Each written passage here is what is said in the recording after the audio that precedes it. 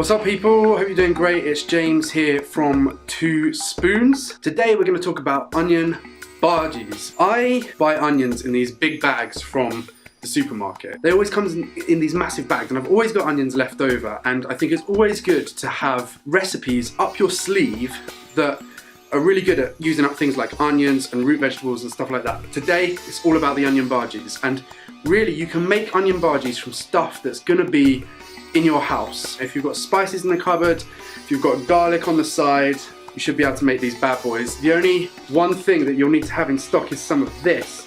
This is gram flour.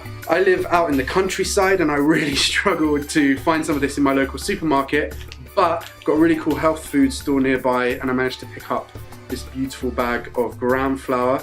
This is basically ground up chickpeas, and it's used a lot in Indian, Middle Eastern cooking. Makes delicious stuff. Onion bhaji. We are going to chop up some onions. You don't need to worry about chopping them too finely because we want some texture to the onion bhajis. We're basically going to make a batter. So, chuck your onions in your mixing bowl, and then you're going to want to take some chopped up garlic, and you can totally mix out with the spices. These are the spices that I've used. Stick them in the bowl, stick some gram flour in the bowl, stick some water in the bowl, and basically you're just going to want to make a batter.